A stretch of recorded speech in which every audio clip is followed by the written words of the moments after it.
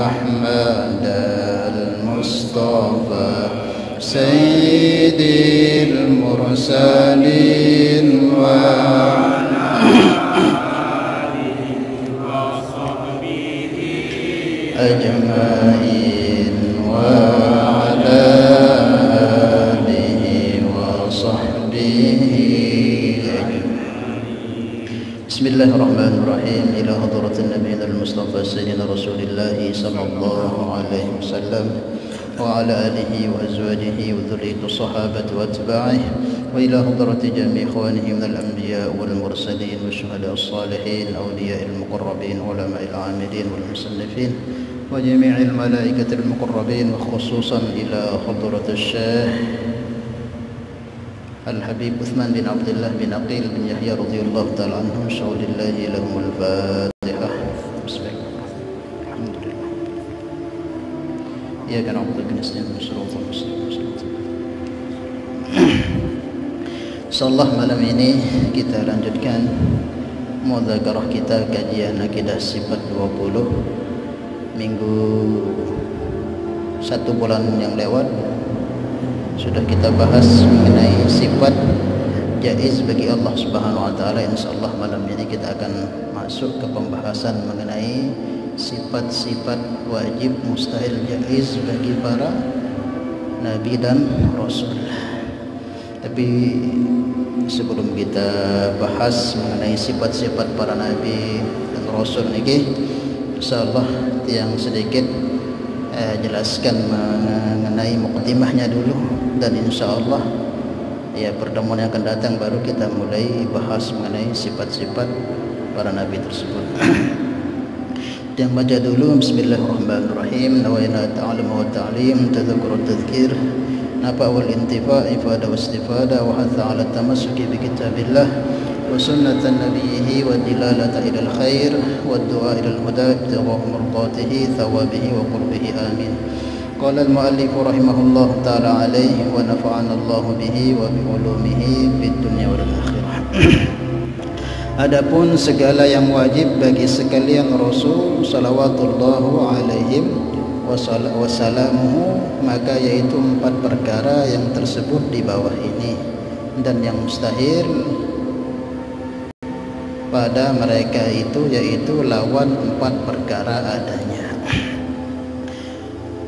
Jadi sebelum kita bahas mengenai sifat-sifat para nabi dan rasul ini, terlebih dahulu mungkin sebagai muqaddimahnya perlu kita ketahui tentang keimanan kita terhadap para utusan-utusan Allah Subhanahu wa taala, terkhusus kepada yang mulia baginda Mustafa Muhammad sallallahu alaihi wasallam. Karena termasuk kesempurnaan keimanan kita, akan sah keimanan kita, diakui kita sebagai seorang mukmin, harus kita sempurnakan dengan mengimani para utusan-utusan Allah, terkhususnya kalau kita yang mulia baginda Mustafa Muhammad sallallahu alaihi wasallam. Orang yang kafir kepada Allah Subhanahu wa taala, kemudian dikasih hidayah masuk Islam, kemudian dia bersyahadat asyhadu an la ilaha illallah tanpa dilanjutkan dengan Muhammad Rasulullah, walaupun diakui Allah adalah Tuhan Esa pencipta, tetapi dia tidak bersaksi akan yang mulia baginda Muhammad sallallahu alaihi wasallam, utusan Allah, hamba Allah dan utusannya, maka keimanannya belum dikatakan benar. Keimanannya masih ditolak walaupun dia iman kepada Allah. Maka supaya benar mesti harus dikantet nih, harus dia bersyahadat syahadatain ini, asyhadu an la ilaha illallah wa anna muhammadar rasulullah, baru dikatakan dia mukmin muslim.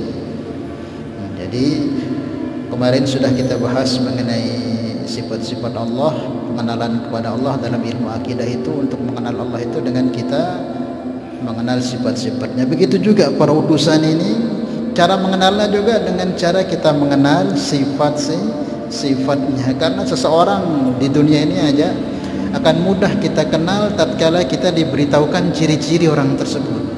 Rumahnya di mana, postur tubuhnya gimana, dia suka pakai pakaian yang mana, dia mobilnya kayak apa, sepatunya, mudah kita kenal kalau kita sudah tahu ciri-cirinya. Begitu juga para nabi dan para rasul tersebut. Jemaah makan Allah Subhanahu wa taala, dalam Al-Qur'an Allah Subhanahu wa taala firmankan, aman rasulu bima unzila ilaihi min rabbih wal mu'minun kullun amana billahi wa malaikatihi wa kutubihi wa rusulihi wal yaumil akhir. Para nabi semua mereka beriman, aman rasulu bima unzila ilaihi, terhadap apa yang mereka diturunkan kepadanya. Itu mukjizat kalau nabi kita Al-Qur'an. Kullun amana billah, aman rasulu bima unzila ilaihi min rabbih wal mu'minun, dan orang beriman. Kullun, kesemuanya orang-orang beriman, termasuk para nabi dan rasul dan semua kaum muslimin. Kullun amana billah, mereka semua beriman kepada Allah, wa malaikatihi, kepada kitabnya, wa kutubihi wa rusulihi wal yaumil akhir. Jadi sifatnya orang beriman itu mesti mengimani rukun iman tersebut. Iman kepada Allah, iman kepada malaikat, iman kepada kitab, dan iman kepada utusan. Maka siapa yang mengingkari atau tidak mengimani salah satu rukun iman tersebut, maka tertolak keimanannya. Dalam Al-Quran Allah juga firmankan, ya ayyuhalladzina amanu aminu billahi wa rasulihi wal kitabil ladzi nazzala ala rasulihi wal kitabil ladzi anzala min qabl wa may yakfur billahi wa malaikatihi wa kutubihi wa rusulihi wal yaumil akhir faqad dhalla dhalalan ba'ida.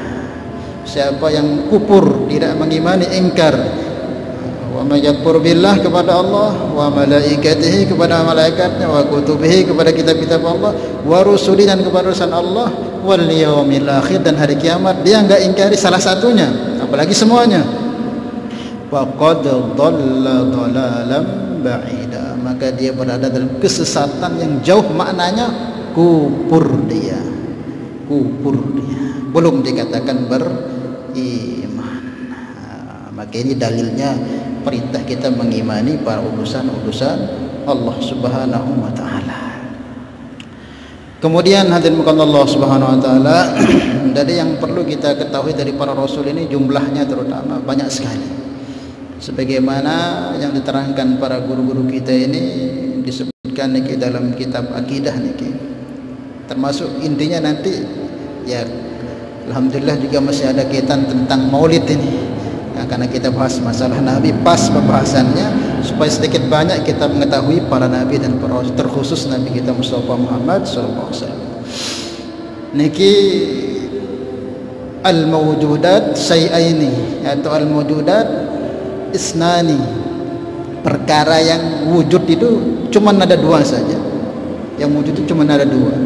Ada yang hakiki, ada yang aradhi. Ada yang wujudnya itu hakiki, ada yang aradhi, wujudnya itu karena diwujudkan.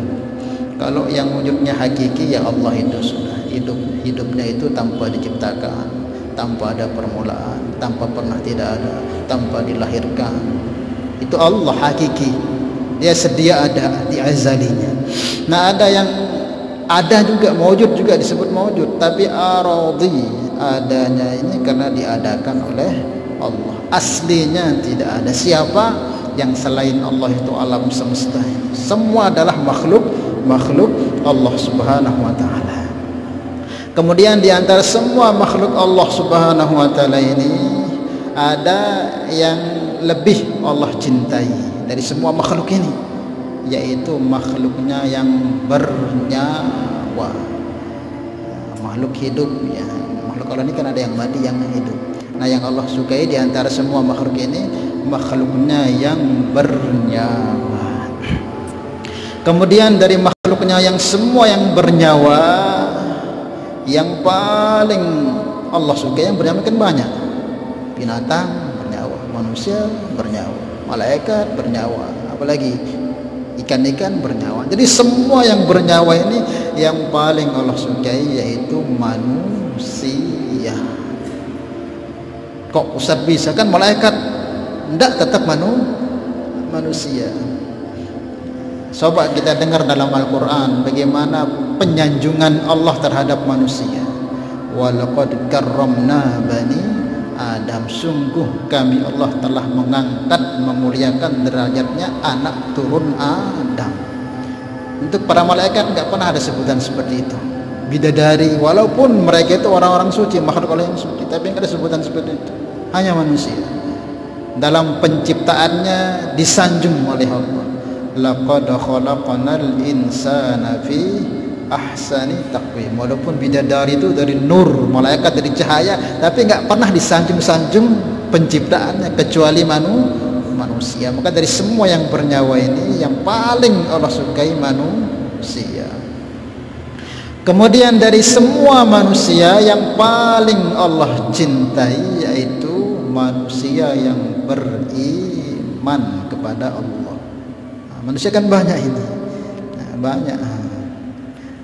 Tapi yang paling Allah cintai yaitu manusia-manusia yang beriman, yang mengakui Allah sebagai Tuhan. Kemudian dari yang beriman, berapa jumlah yang beriman? Yang paling Allah cintai, yang paling berderajat di sisi Allah yaitu para ulama. Dalam Al-Quran Allah sebutkan yarfa'illahu alladhina amanu. Allah mengangkat derajat orang beriman. Dari semua manusia itu orang beriman diangkat. Walladzina utul ilma darajat. Tetapi untuk ulama yang diberi ilmu, yang paham ngerti ilmu agama, darajat, banyak derajat. Maka dari sekian banyak orang iman, yang paling Allah angkat muliakan derajatnya yaitu para ulama. Kan banyak ini dalam segala segi. Manusia beriman ini punya kelebihan-kelebihan, tapi satu tok yang disebut sebagai warathatul anbiya hanyalah para ulama. Al ulama warathatul anbiya. Orang ahli zikir enggak disebut. Yang disebut pewaris para nabi hanyalah para ulama. Sampai Nabi pernah mengatakan ulama ummati ka anbiya'i bani Israil. Paham ya? Kemudian dari semua ulama yang Allah sukai yaitu ulama yang punya derajat siddiqin, yang punya derajat siddiqin, yang betul-betul benar dalam mengemban keilmuannya, yang benar-benar. Ini siddiqin, karena siddiqin di bawah para nabi. Was-siddiqin wa syuhada. Atasnya siddiqin itu para nabi, atasnya Sayyidina Abu Bakar itu para nabi.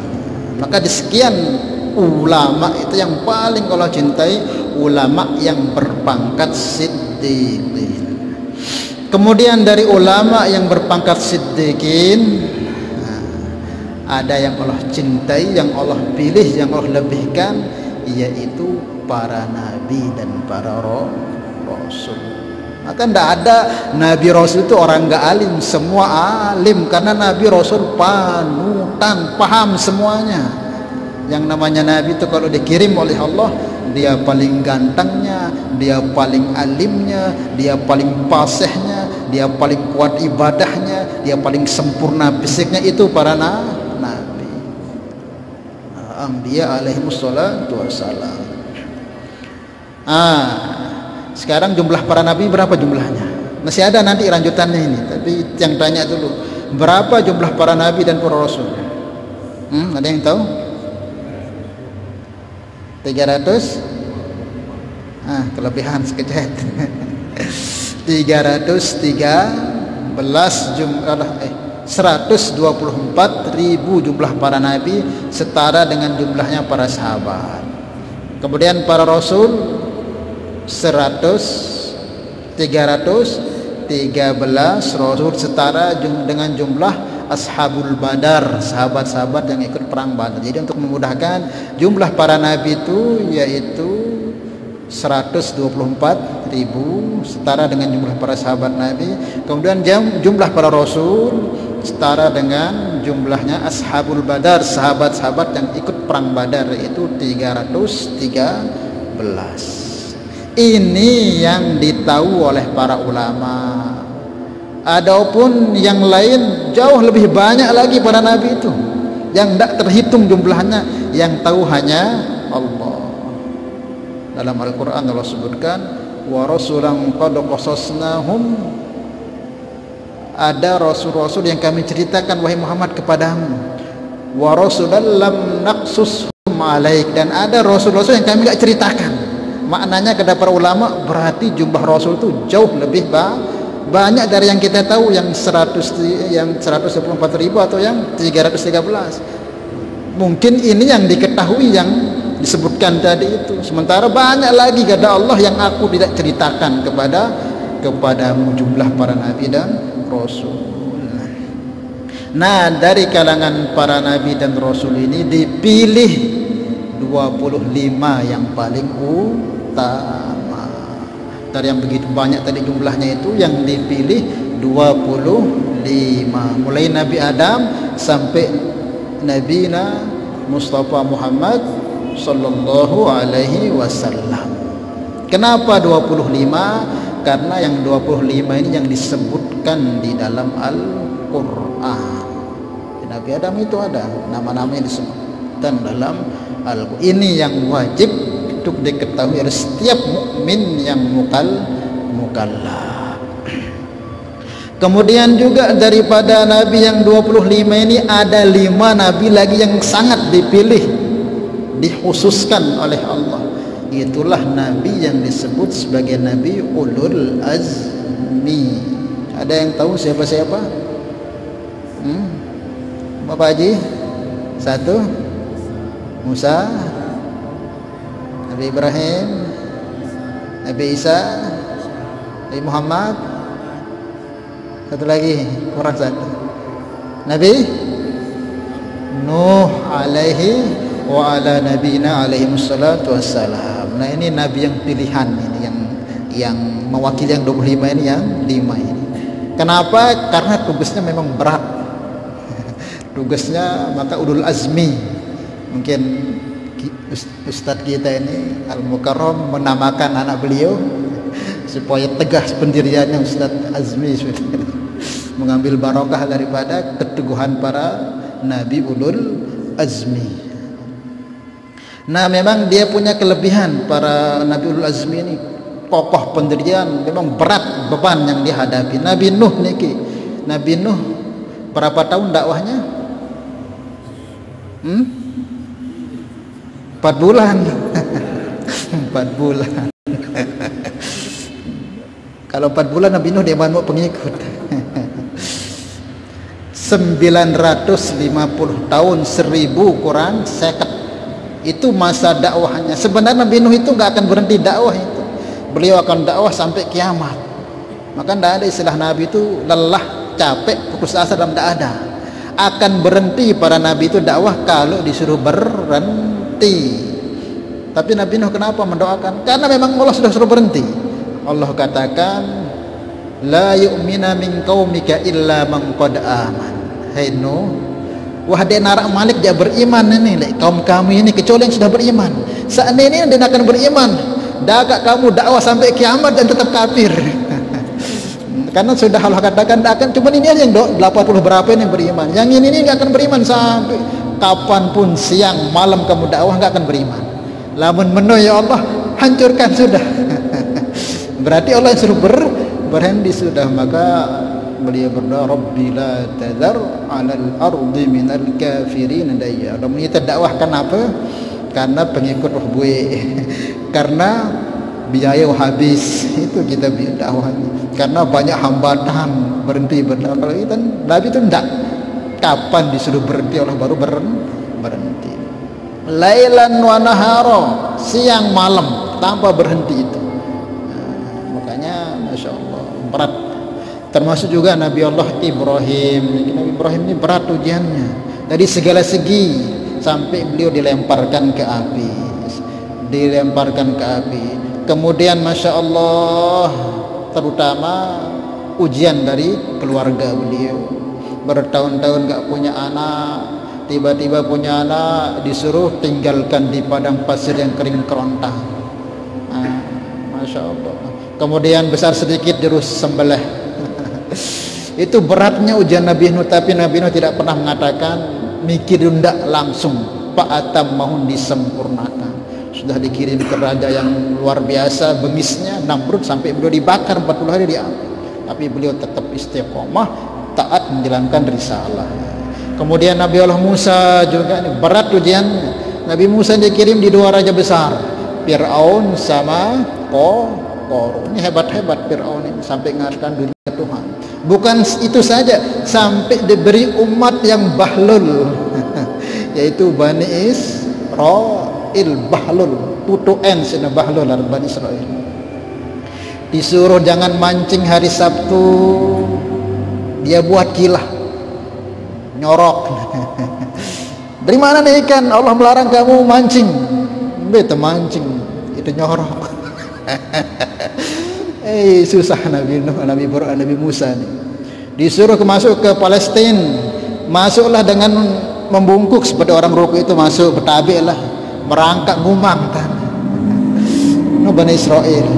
Tapi yang makanan dari langit manna wasalwa, ngomeh.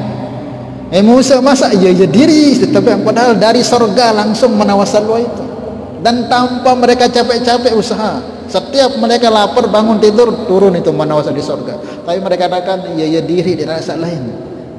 Ini Nabi, kaumnya Nabi Musa nih sudah dikirim dengan menghadapi dua raja besar. Terus umat yang dibawa ini betul-betul sangat bahlul Bani Israel niki. Sampai pernah niki satu cerita niki, ketika Nabi Musa membawa Bani Israel ini lewat di Lautan Merah itu, selamat dari cengkraman Fir'aun. Baru saja mereka melihat mukjizat yang begitu dahsyat itu, lautan bisa belah, itu mereka selamat. Fir'aun tenggelam semua bola-bola tentaranya, masuk ke daratan. Ini kain-kain mereka ini kan basah, itu percikan-percikan air itu basah, belum kering gini.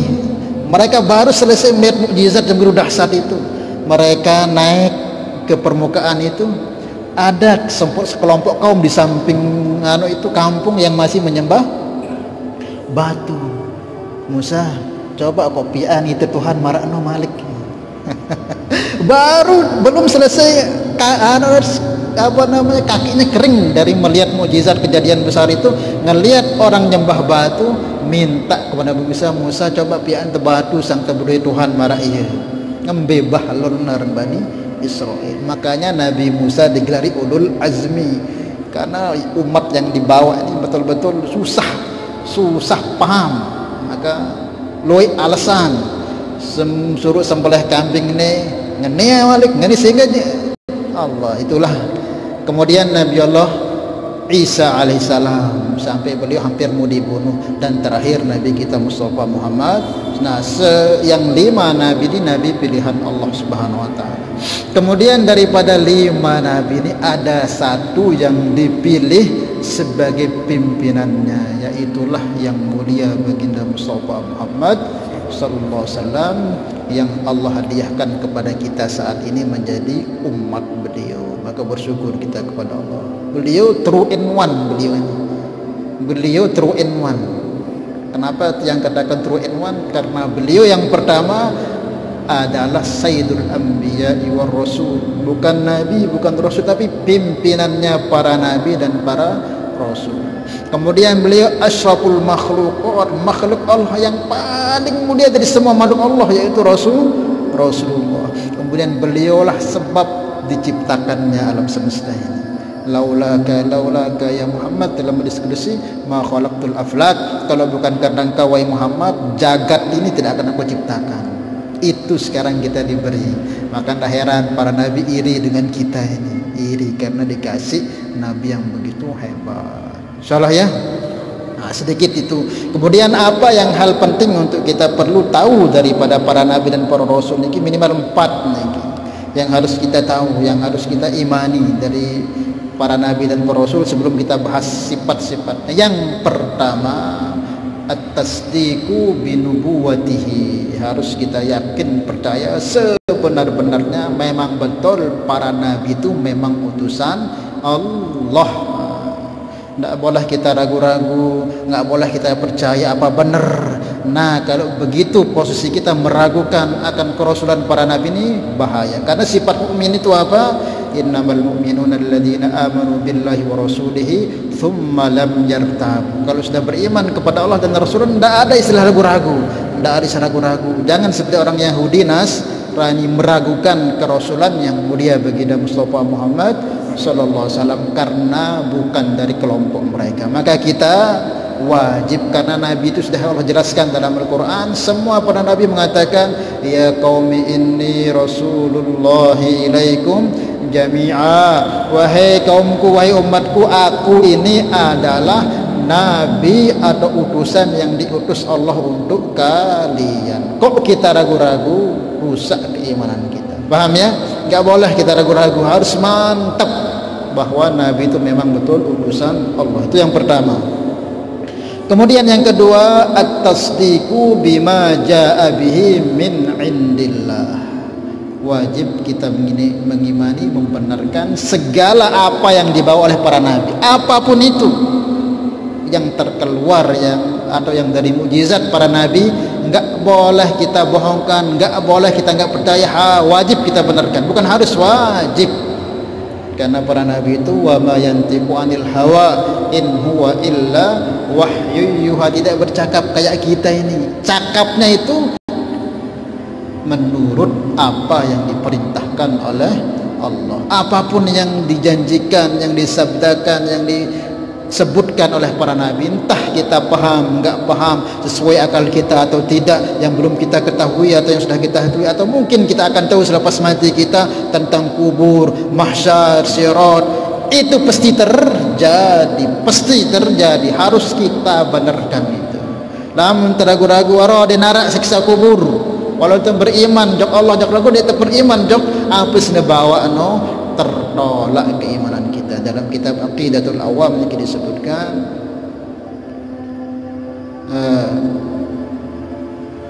dalam kitab Aqidatul Awam, akidah untuk orang-orang awam ini disebutkan wajib kita mengimani, seorang muslim wajib pasrah dan mengimani dan membenarkan wa kullu ma ata bihi rasul fahaqquhu taslim wal qabul. Setiap apa yang dibawa oleh para nabi dan rasul itu wajib untuk kita taslim, menyerah, terima. Jangan protes, jangan tidak suka, jangan masih mikir-mikir, tidak boleh itu. Kemudian tasdik, membenarkan, walaupun itu tidak kita alami sekarang, tapi nanti kita akan sama-sama ketahui. Paham ya? Nah, maka kita jangan sesuatu yang kita tidak pahami dalam Al-Quran atau hadis-hadis Nabi, jangan kita salahkan itu. Jangan kita salahkan hadisnya. Kenapa itu ibu-ibu?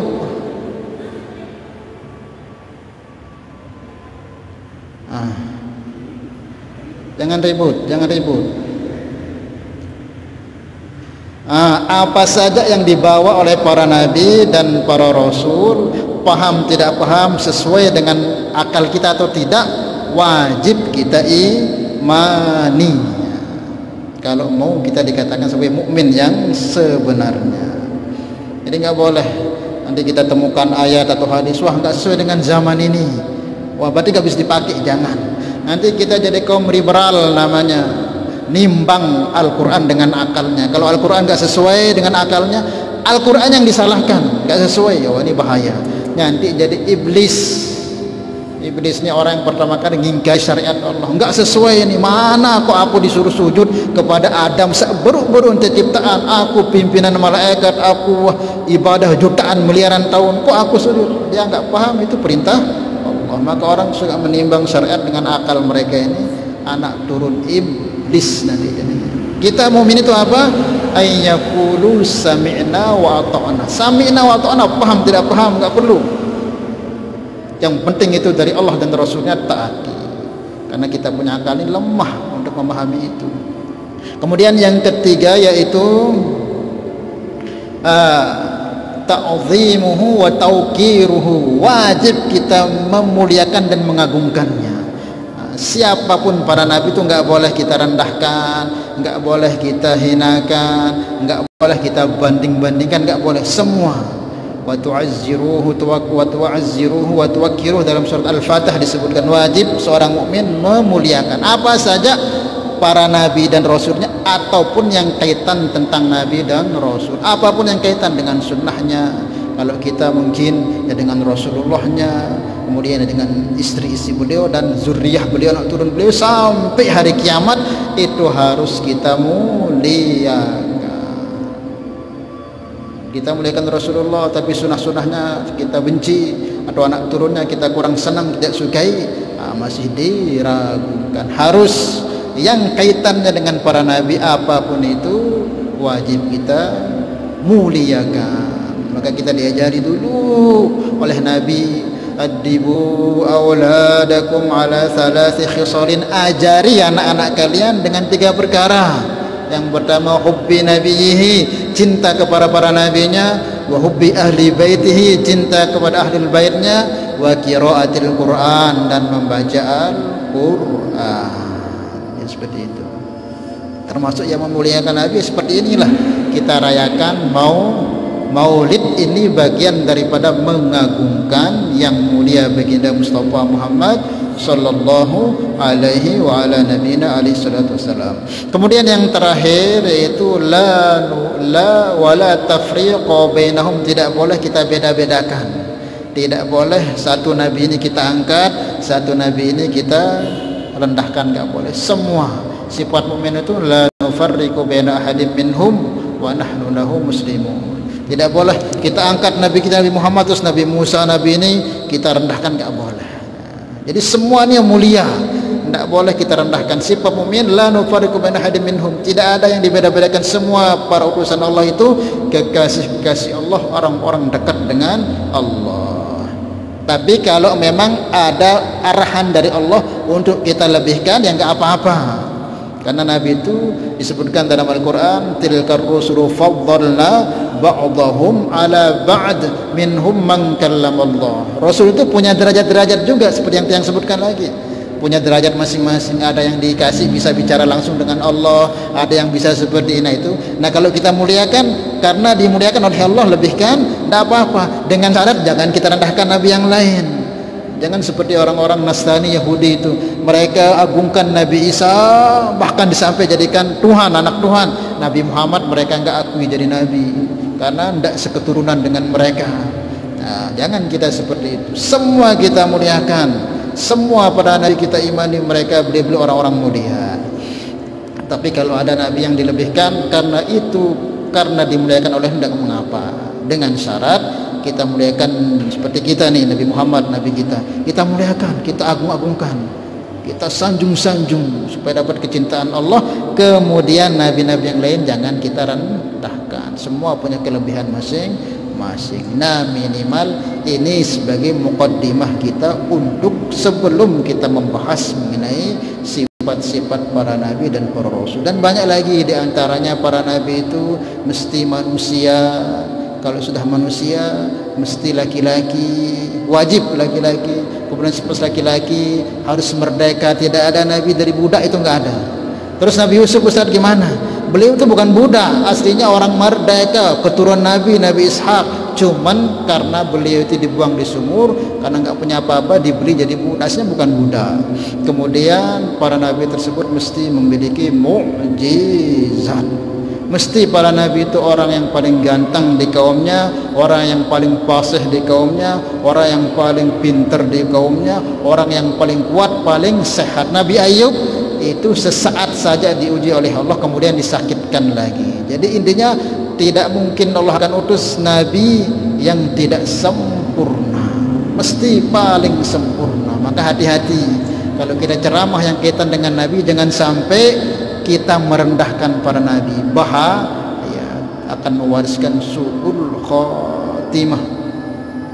Ciri-ciri orang yang dimantapkan imannya itu mereka punya adab dengan nabi, punya adab yang sangat dengan nabi. Innal ladzina yaqutu aswatahum inda Rasulillah ulaika alladzina imtahanallahu qulubahum littaqwa. Orang yang punya adab di hadapan Rasulullah, para sahabat itu tidak menyombongkan, nunduk pada sahabat itu. Tidak ada sekalipun sahabat yang beri mandang Rasulullah, karena mereka tahu kemuliaan Rasulullah. Orang-orang yang seperti itu, orang-orang dipenuhi hatinya dengan takwa. Semakin orang itu tawaduk, berarti semakin takwa ada di dalam hati. Semakin orang itu beringas, nggak peduli dengan kebaikan-kebaikan, tentang kebaikan, itu orang-orang yang tidak ada takwa di dalam hati. Sifat orang takwa itu apa? Dalam Al-Quran Allah sebutkan ciri-ciri penghuni surga itu apa? Tilkal jannatur lati uristumuha, tilkad darul akhirah naj'aluha lilladzina la yuriduna uluwan fil ardi wala fasada. Orang-orang yang akan diwadahi surga ini sifatnya itu la yuriduna uluwan fil ard, tidak mau meninggi di dunia ini. Dia senang pokoknya jadi hamba, sudah biasa-biasa, sudah enggak mau dilu-lukan, enggak mau hamba itu seperti itu. Kemudian wala fasada, tidak mau buat keonaran, bikin pecah belah, bikin itu bukan sifat orang-orang di surga. Maka kalau kita ini sudah bikin orang pecah belah, kemudian angkuh sombong, khawatir kita nanti bukan termasuk orang-orang yang menduduki surganya Allah Subhanahu wa taala. Wallahu a'lam bishawab. Nah, ini sedikit sebagai mukaddimah sebelum kita masuk ke pembahasan mengenai sifat-sifatnya para nabi dan para rasul alaihi wassalatu wassalam. Mungkin ada yang mau ditanyakan, silahkan. Iya. Hah? Kalau menurut pendapat situ gimana? Ya, Nabi Isa belum mati. Jadi beliau itu diangkat oleh Allah. Maka disebutkan jelas dalam Al-Quran. Maka yang dipalang salib, yang disalib oleh orang-orang Nasrani itu bukan Nabi Isa, itu namanya Yudas. Yudas itu siapa? Muridnya Nabi Isa, pengikut setia Nabi Isa, tapi membelot karena sudah disumpal mulutnya oleh raja. Maka kalau ada orang-orang alim itu senang mengikut penguasa, disumpal mulutnya, nanti nggak bisa sebut haram, hayom. Ini gimana hukumnya Ustaz? Hayom. Nggak bisa sebut haram, itu bisa, karena uang-uang seperti itu subhat, itu susah nanti. Maka Yudas itu begitu, dia sering datang ke kerajaan sehingga dialah yang beritahukan tempat persembunyian Nabi Isa, karena dia tahu, karena dia pengikut Nabi Isa, setia Nabi Isa, karena sudah dekat dengan kamu, ditiming-iming, kalau kamu beritahukan kami tempat persembunyian Isa, kami kasih seperti ini. Senang lalu dia, maka tahulah dia, oh di sini tempatnya, ketemu. Jadi semua pengikut itu ditangkap semua, tinggal Nabi Isa. Nabi Isa di sana dapatnya dia sembunyi, cari di sana. Maka mereka tentara itu nyari, ternyata Nabi Isa barrafahullah, itu diangkat oleh Allah ke langit. Nah, Yudas ini yang memberitahu ini dirubah mukanya oleh Allah seperti Nabi Isa. Walakin subbiha lahum, yang mereka salib itu yang diserupakan. Nah, Yudas inilah yang langsung ketika masuk yang beritahu itu dirubah mukanya seperti Nabi Isa. Sampai teriak, "Dek tangkap aku ndek Isa, aku ini Yudas." Dek peduli dengan mukaan semua utuh seperti Nabi Isa. Ah, kamu bohong, kan? Kamu bohong, ditangkaplah dia. Itu yang digeret, yang disalib sampai sekarang. Nabi Isa belum mati. Nabi Isa diangkat oleh Allah. Nanti akhir zaman, ini sudah akhir zaman, ini sebentar lagi nih, Nabi Isa akan diturunkan oleh Allah sebagai pembantu Nabi Allah, pembantu Sayyidina Imamul Mahdi untuk membunuh Dajjal. Dan status beliau bukan jadi nabi lagi, statusnya menjadi umat yang mulia baginda Mustafa Muhammad, ikut syariat Nabi Muhammad. Jadi beliau belum mati, jadi yang disembah itu bukan Isa. Wallahu a'lam bishawab. Jelas dalam Al-Quran itu, jelas dalam Al-Quran. Cuman mereka bohong-bohongkan aja itu. Ada lagi? Ya. Katakan tidak beriman orang yang tidak. Oh, ada orang yang tidak percaya dengan zuriyah Nabi, dikiranya sudah habis semua. Ya, minimal kita katakan orang tersesat itu, orang tersesat, karena dalil yang mengatakan masih adanya zuriyah Nabi itu masih banyak. Termasuk yang paling jelas Imam Mahdi ini. paling jelas dalil sebagai bahwa keturunan Nabi itu sampai kiamat. Kenapa? Karena Imam Mahdi ini dan Rasulullah katakan nanti akan ada yang akan menjadi pewarisku di akhir zaman itu, namanya sama dengan namaku, Ahmad. Mahdi satu kata itu. Kemudian masih juga dari keturunan, ini jelas dalam hadis mutawatir.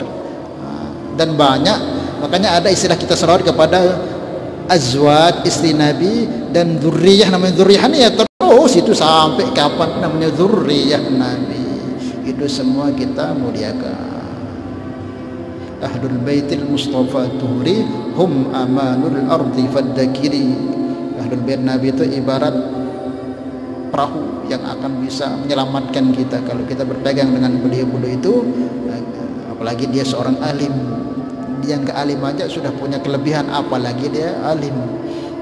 Kalau kita mau mengharap syafaat Nabi, maka jangan minimal kalau kita kurang suka mungkin karena perbuatannya yang tidak pas, ya perbuatannya kita benci, orangnya tetap. Jangankan kepada ahbaib, dengan orang sesama kita ini tidak boleh juga, apalagi dengan orang-orang yang punya hubungan kait dengan ini ujian kita ini. Kadang ada kita lihat itu, kita tanamkan jangan sampai ada kebencian, jangan sampai lawan itu setan akan merusak keimanan kita. Terakhir nih dalam satu hadis disebutkan, lau anna rajulan safana bi rukni wal maqam wa huwa mughdibun ila ali Muhammadin dakhalan nar.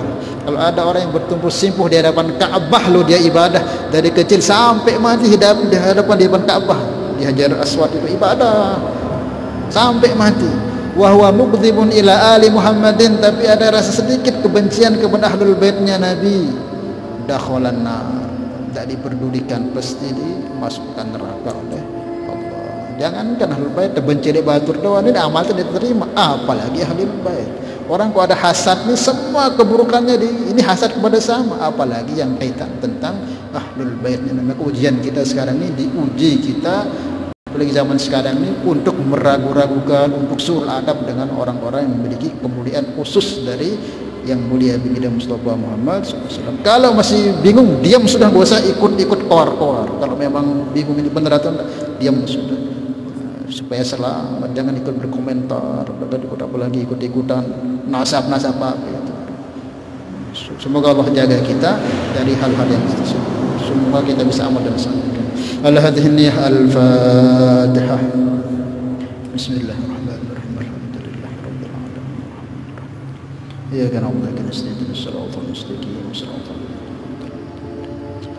Salatullah salamullah ala taha rasulillah. Salatullah salamullah ala yasin habibillah. Tawassalna bismillah wa bil hadi rasulillah wa kulli mujahidin